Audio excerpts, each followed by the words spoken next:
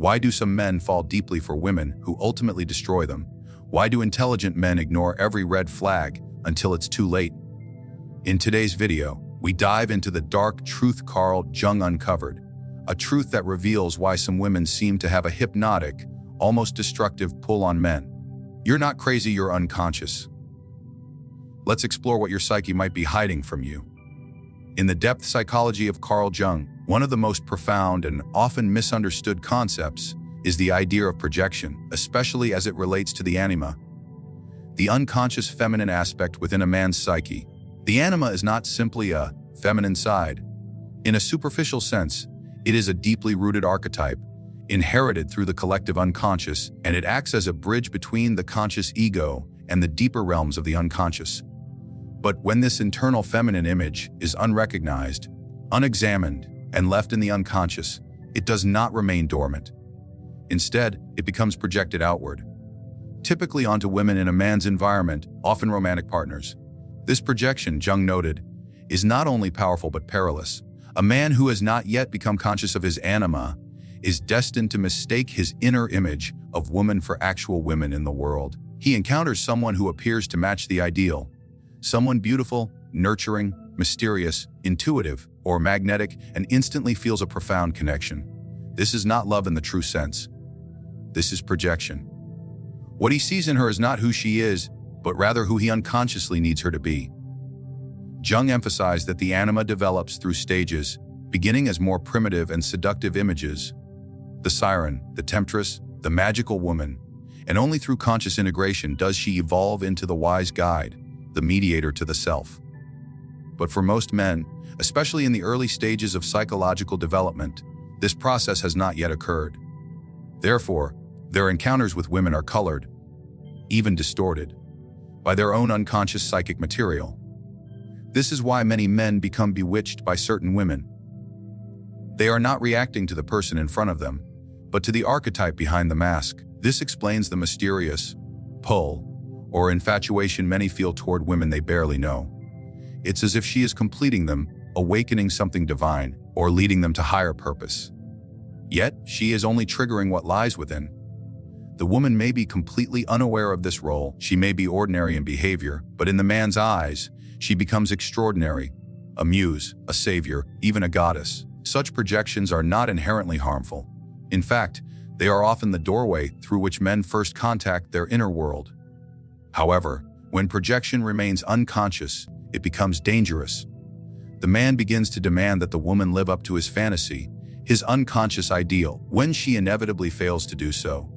Because no real person can satisfy the demands of an archetype, he may become disappointed, resentful, or even enraged. The idealized image begins to crumble, and the man feels betrayed, but what truly betrayed him was his own blindness. Moreover, this process sets the stage for emotional entanglement and psychological dependence. The projected anima is powerful, hypnotic, and binding. The man believes he cannot live without her, that his happiness, identity, or purpose is tied to her presence. He forgets that it is his own soul he is yearning for, not hers.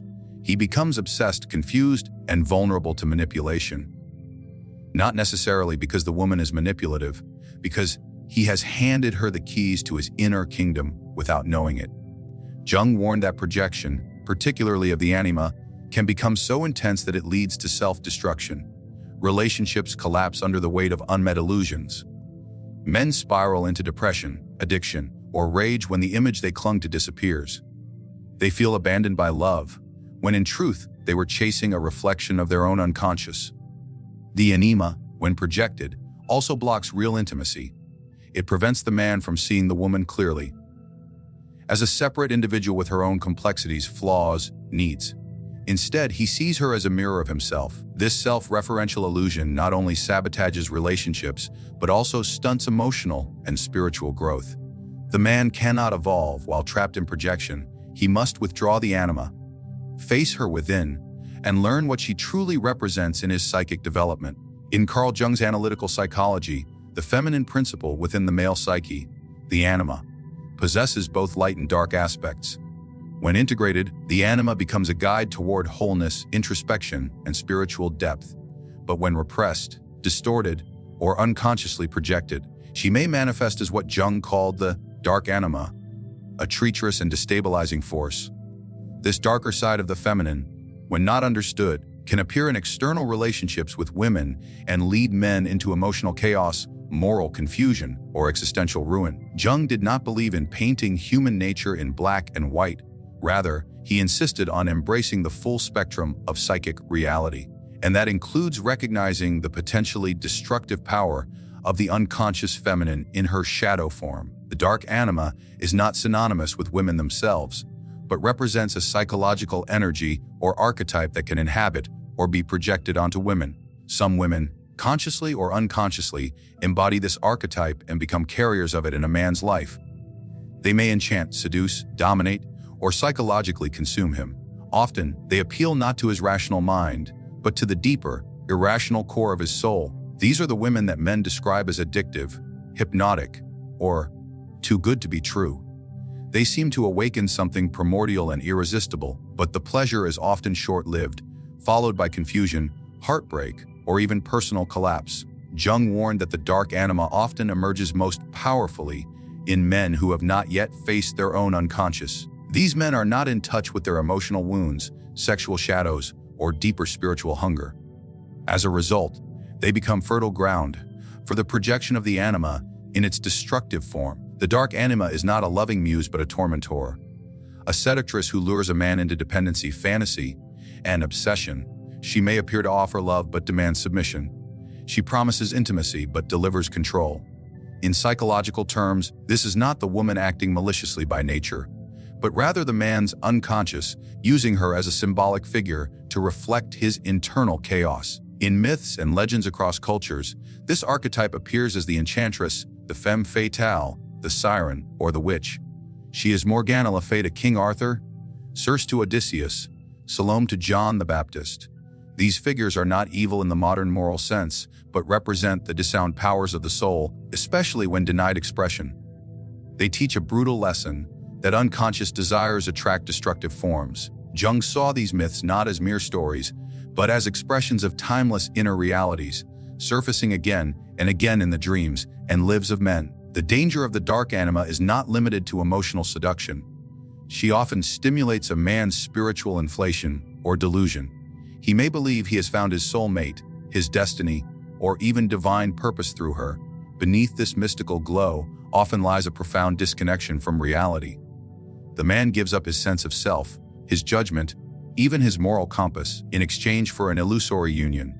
This happens not only in romantic relationships, but also in spiritual communities, cults, or ideologies where feminine energy is idealized and weaponized. Jung observed that when the dark anima is not made conscious, she acts as a vampire of psychic energy. The man feels drained, depressed, hollow, or insane. He cannot explain why his thoughts obsessively return to her, why his will seems broken, why his identity is unraveling. It is because the anima, once split off and denied, begins to act autonomously. She speaks through dreams, addictions, compulsions, and relationships that repeat the same devastating pattern. These are not merely unfortunate encounters with toxic people. They are manifestations of a deeper psychic truth. The psyche demands integration. The dark anima thrives in men who idealize women or demonize them, for both attitudes are rooted in projection rather than perception. Whether the woman is placed on a pedestal or feared as a manipulative force, she is not being seen as she truly is. Instead, she becomes a vessel for unconscious energy, a carrier of the man's shadow content. This lack of clarity leads not only to the collapse of relationships, but to the fragmentation of the self. The man becomes lost in a maze of fantasies, desires, and emotional bondage, unable to see the exit, because he does not realize he is trapped inside his own psyche. In Carl Jung's psychological framework, the journey toward wholeness is known as individuation, a process in which a person becomes consciously aware of and integrates the various elements of the psyche. This path is not merely about self-improvement or acquiring knowledge. It is a deep, often painful unraveling of illusions, projections, and unconscious patterns. For men, one of the central challenges on this path is the confrontation with the anima. This confrontation does not just require awareness. It demands discernment. Discernment is the ability to distinguish between what is real and what is fantasy, between the woman who stands before the man and the unconscious image he has cast upon her. Without this discernment, individuation cannot proceed. The man remains trapped in cycles of emotional confusion, dependency, and spiritual stagnation. Jung understood that the anima operates as a kind of inner mirror. She reflects the man's psychological condition, his wounds, longings, creative potentials. When unconscious, this mirror becomes outwardly projected, most often onto women with whom he becomes romantically or emotionally entangled. These women then bear the burden of his unmet needs, his mother complex, his idealized notions of femininity, and even his spiritual aspirations. The tragedy is that neither party is fully aware of what is occurring. The woman may feel adored or elevated, but eventually she senses the weight of a role that is not truly hers. The man, on the other hand, often cannot tell where his genuine attraction ends and where projection begins. This is where discernment becomes indispensable. To individuate, a man must learn to differentiate between the actual person and the archetypal energy she triggers. He must ask himself, is this love, or is this longing for something I have not yet found in myself? Am I seeing her clearly, or through the veil of my psychic history? These questions are not easy, and answering them requires brutal honesty. The anima, particularly in her early and unconscious stages, is seductive not just sexually but emotionally and spiritually. She promises unity, enchantment, transcendence. But if these promises are built on projection, they ultimately collapse, revealing not sacred union, but emotional dependency and psychic fragmentation. Discernment also means recognizing patterns. Jung stressed the importance of examining repetition in one's life. If a man repeatedly finds himself attracted to women who are emotionally unavailable, manipulative, or damaging, he must consider that the problem may not lie with the external world, but within his inner structure. These patterns are not random. They are the psyche's attempt to draw attention to unresolved material. They are symbolic expressions of an internal imbalance. Without discernment, the man continues to blame women, society, or fate. With discernment, he begins to decode the deeper message of the pattern and initiate inner transformation. A key function of discernment in the individuation process is the withdrawal of projection. This does not mean disconnection or cold detachment from relationships, but rather the reclaiming of one's psychic energy. When a man withdraws the anima projection, he does not stop loving or appreciating women. Instead, he begins to see them as they are, no longer burdened by his unconscious ideals. This shift allows for genuine intimacy, mutual respect, and clear boundaries. The woman is no longer a mirror of his soul, but a partner with her own soul journey. Without discernment, a man is at the mercy of his own illusions. He falls in love too fast, forgives too easily, overlooks red flags, and finds himself repeatedly drawn to situations that drain rather than nourish him. He may interpret pain as depth, chaos as passion, manipulation as intensity. The unconscious is tricky in this way. It speaks in symbols, myths, and emotional surges. Discernment is the faculty that cuts through this fog. It grounds a man in psychological reality, allowing him to recognize when he is being driven by unconscious forces rather than conscious choice. Jung did not promise that the path to individuation would be easy. It is a dismantling of comfort zones, a stripping away of illusions that have kept the ego intact. But discernment acts as the compass on this difficult path. It keeps the seeker from wandering endlessly through projections, false unions, and romanticized suffering. It trains the mind to listen to the soul without becoming lost in fantasy. Discernment is not about judgment or cynicism. It is about seeing with clarity, loving with awareness, and engaging with the feminine not as savior or seductress, but as a real complex, autonomous human being. In Carl Jung's analytical psychology, the feminine holds a position of profound psychological and symbolic importance, not merely as a gendered attribute, as a metaphysical force that connects the ego to the greater self. For the male psyche, this gateway is represented by the anima. She is not simply an inner woman or a romantic impulse. She is the soul image, the bridge to the numinous, and one of the deepest initiators of transformation. But her guidance is not automatic. If misunderstood, she leads to delusion and psychic enslavement. If honored consciously, she becomes the key to inner unity and spiritual realization.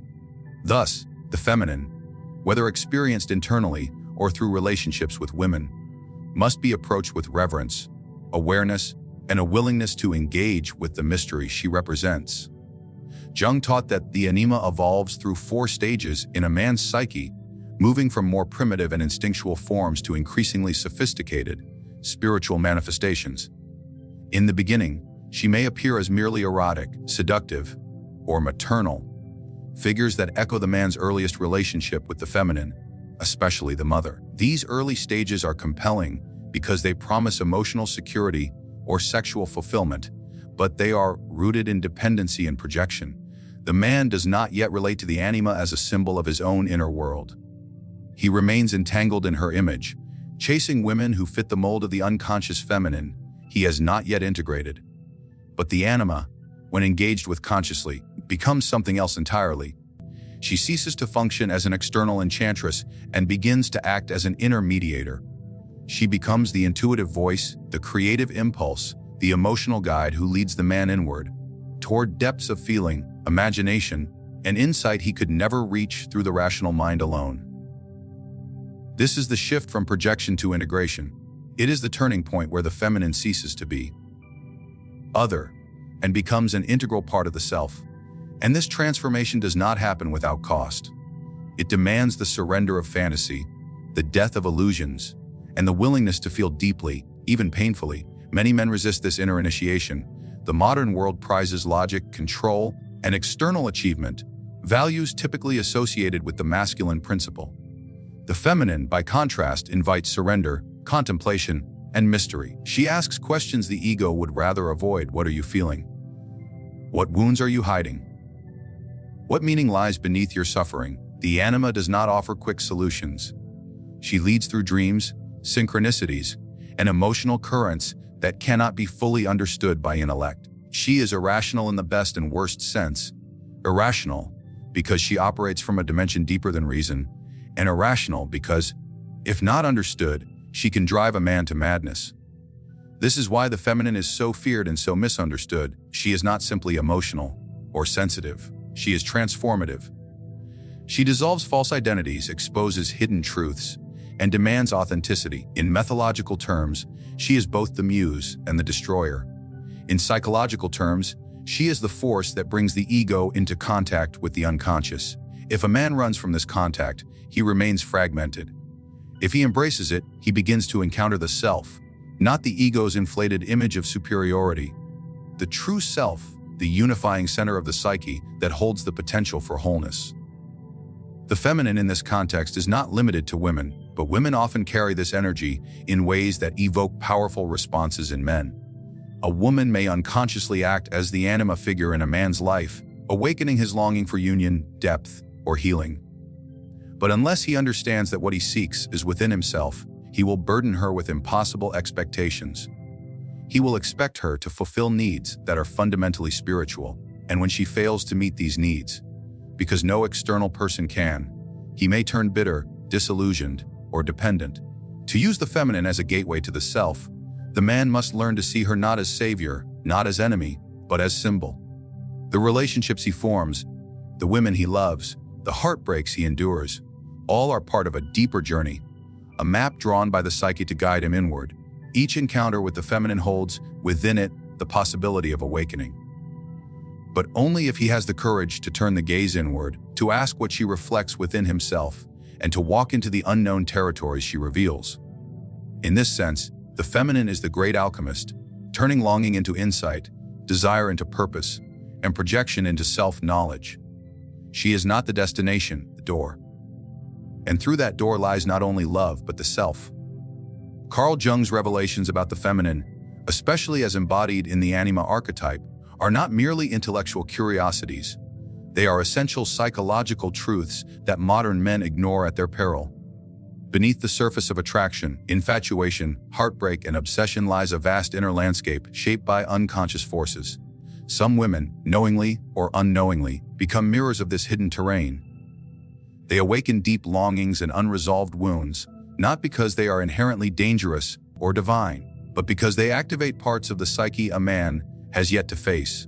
The dark anima, Jung's concept of the shadow feminine, is not an accusation against women, but a challenge directed toward men to awaken, to become conscious, and to reclaim their psychic projections. Without discernment, a man becomes ensnared in illusions, addicted to fantasy, and emotionally enslaved to dynamics he cannot explain. But with awareness, he can withdraw the projections, take responsibility for his inner life, transform pain into insight. The feminine, then, is not merely a figure of romance or desire.